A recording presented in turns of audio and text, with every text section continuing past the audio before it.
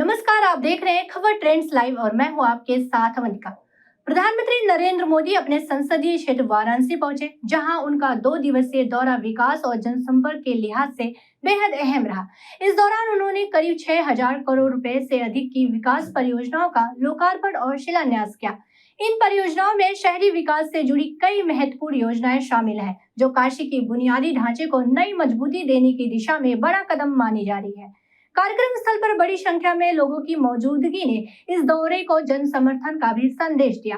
दौरे के दौरान प्रधानमंत्री ने एक विशाल महिला सम्मेलन को संबोधित किया, जिसमें हजारों महिलाओं ने हिस्सा लिया।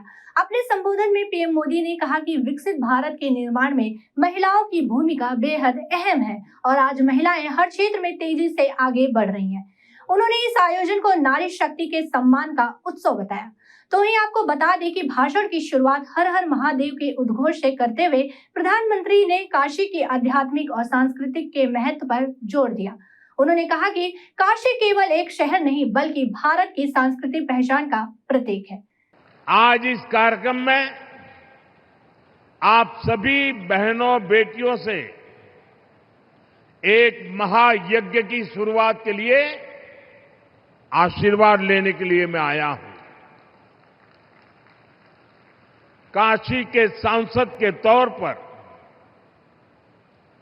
देश के प्रधानमंत्री के तौर पर मुझे देश हित के एक बड़े लक्ष्य की प्राप्ति के लिए आप सबका आशीर्वाद चाहिए। और ये बड़ा लक्ष्य है लोकसभा, विधानसभा में महिलाओं के लिए आरक्षण को लागू करना।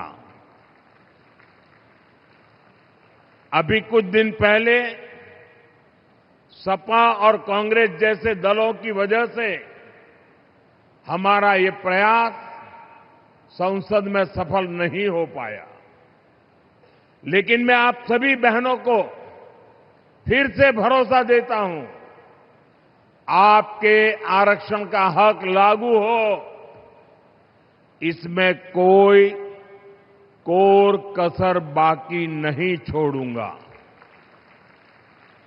साथियों, घर में महिला के सशक्त होने से पूरे परिवार को ताकत मिलती है, इससे समाज मजबूत होता है, देश मजबूत होता है। अतीत में बहनों बेटियों को बहुत संघर्ष करना पड़ा है। काशी की आप बहनों ने भी कई तरह की मुश्किलें देखी हैं। आपने भी कितनी ही चुनौतियों का सामना किया है। बेटियों को अक्सर अनेक प्रकार के सवालों से गुजरना पड़ता था। तुम ये करके क्या करोगी?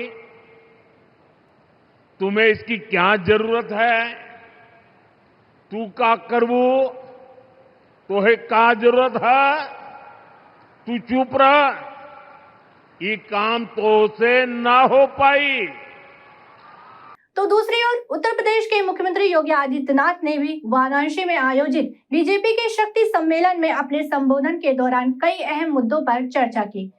कार्यक्रम की शुरुआत प्रधानमंत्री नरेंद्र मोदी के स्वागत के साथ हुई, जहां बड़ी संख्या में कार्यकर्ता और समर्थकों की मौजूदगी देखने को मिली। इस खास मौके पर योगी आदित्यनाथ ने सामाजिक समावेश को लेकर अपनी बात रखते हुए कहा कि देश में केवल 4 जातियां हैं: नारी, गरीब, युवा और अन्नदाता। उन्होंने कहा कि सरकार इन 4 वर्गों के समग्र विकास के लिए लगातार कार्य कर रही है, ताकि समाज के हर वर्ग को समान मौका मिल सके। तो आइए आपको सुनवाते हैं योगी आदित्यनाथ ने आगे क्या कुछ कहा। आदरणीय प्रधानमंत्री जी के विजन का परिणाम है कि आज हम सब नए भारत का दर्शन कर रहे हैं। ये नया भारत न केवल भौतिक विकास के नए प्रतिमान स्थापित कर रहा है,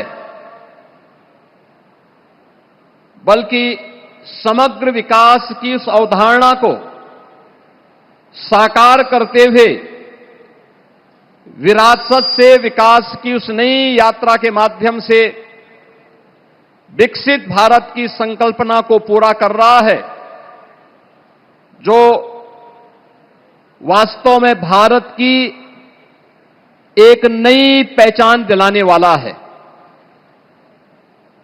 हम सब इस बात को जानते हैं कि आदरणीय प्रधानमंत्री जी ने हमेशा इस बात को कहा कि देश के अंदर 4 ही जातियां हैं और उन 4 जातियों में हमारा समग्र समाज समाहित होता है। उनमें से उन्होंने एक कही थी नारी, एक गरीब,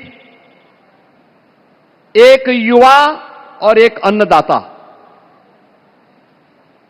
कितने विराट विजन के अनुरूप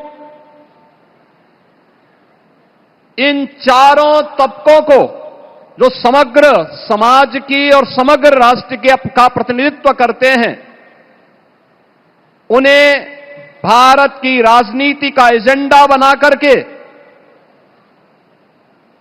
प्रत्येक योजना का लाभ उन लोगों के साथ जोड़ते हुए उनके आर्थिक स्वावलंबन, उनके सम्मान, उनकी सुरक्षा और एक दूरदृष्टि सोच के माध्यम से नए भारत और विकसित भारत की संकल्पना को साकार करने का विजन प्रधानमंत्री जी ने जो दिया, वह हम सबको प्रत्येक क्षेत्र में देखने को मिल रहा है।